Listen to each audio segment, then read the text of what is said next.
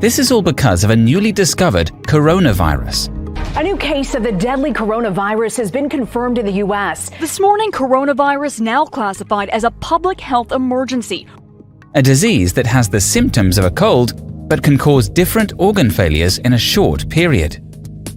A general consensus to the viewers before continuing is that much info about the 2019 nCoV is currently unknown. And all info stated in this video is based on the updated articles of the government as of the creation of this video. You can find more updated info about it by going to the website of the Centers for Disease Control and Prevention, as it is updated as much as possible based on new discoveries about the disease.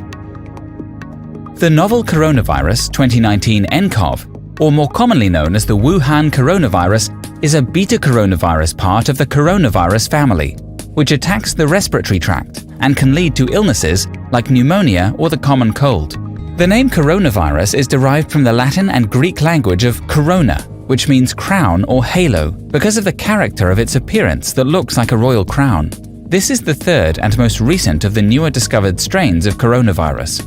The Wuhan coronavirus was first reported back in December 2019 in China. It was then traced to a novel strain of coronavirus. According to Daniel Lucy at Georgetown University, the first human infections and spread must have occurred in November 2019 or earlier. Many of the infected worked at either the Hunan seafood wholesale market in the center of Wuhan, which also sold live and newly slaughtered animals, many of which are of the exotic kind like bats, dogs, snakes, and cats. Chinese health officials have reported thousands of infections with the virus in China, with it spreading from person to person in many parts of the country. Most of the infected are associated with travels that go in and out of Wuhan, especially those who had traveled to international destinations, which helped the virus spread globally. The United States reported its first confirmed instance of the person-to-person spread of this virus on January 30, 2020, not to be confused with the first actual reported case of a person having the virus. On the same day, the International Health Regulations Emergency Committee of the World Health Organization declared the outbreak a public health emergency of international concern, PHEIC. This gets only announced when an event poses a public health threat to other nations through the spread of the disease and potentially requires a coordinated international response. The virus has already spread and has confirmed cases in 26 countries aside from the United States, which include Russia, Germany, Japan, the United Kingdom, the Republic of Korea, and Canada, to name a few. The outbreak of this virus among people is now of international concern as it is spreading quickly due to its reproduction of R0, which is the average number of people who will catch the disease from a single infected person in a population that's never seen the condition before. If R0 is 3, then on average, every case will create 3 new cases. But even though it seems incredibly straightforward, it's hard to calculate and tricky to interpret.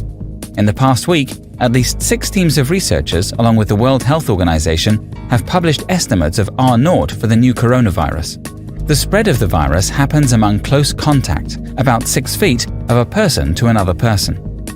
The range is mainly thought to occur via respiratory droplets or the typical sneeze and cough, similar to how influenza and other respiratory pathogens spread. These droplets can land in the mouths or noses of people who are nearby and possibly be inhaled into the lungs. It is currently unclear if a person can contract the virus by touching a surface or object that has the virus on it and then touching their own mouth, nose, or possibly their eyes. The virus is typically thought to be contagious when people are symptomatic, the sickest, or immunocompromised, or immune system is at its weakest. With the 2019 nCoV, there have been reports of spread from an infected patient with no symptoms to a close contact. The common symptoms reported are usually fever, cough, and difficulty breathing. Typically, you should get yourself checked if you have these symptoms and traveled from China or any of the countries with confirmed cases in the last 14 days, and/or have had close contact with someone showing these symptoms and having done the travels as mentioned earlier. As of the moment, we don't yet know how severe and dangerous the new coronavirus is, and we won't know until more data comes into the public domain.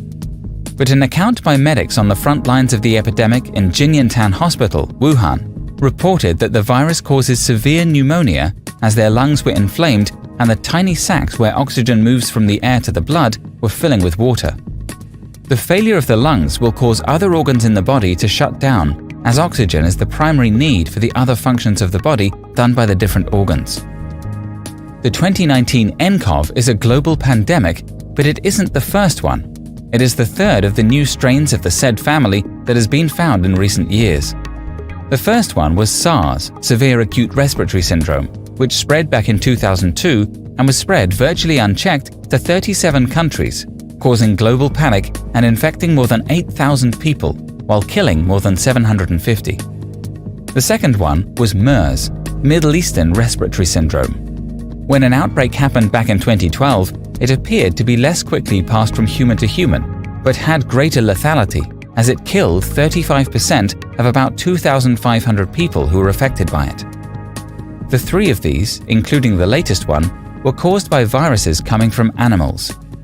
MERS is believed to be transmitted to humans from Arabian camels, but the original hosts for all of them were from bats. So, knowing all of this, what would the future look like now?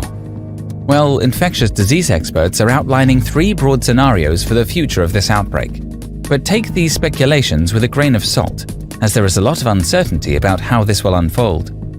The first scenario would be that the spread of the virus gets under control through public health interventions, which is the best-case scenario, as it is what mainly happened back with the SARS outbreak in 2003 and the MERS outbreak in 2012. The second scenario is that the virus burns itself out after it infects all or most people susceptible to it, because disease outbreaks are a bit like fires. The virus is the flame, and vulnerable people are the fuel. Eventually, the virus outbreak will end when it stops finding susceptible people to infect. The third and final scenario is that the 2019 nCoV becomes yet another common virus. This happened back in 2009, when a new strain of H1N1 flu virus encircled the globe and caused a pandemic. But after a while, it became part of our usual list of illnesses that might come up during flu season.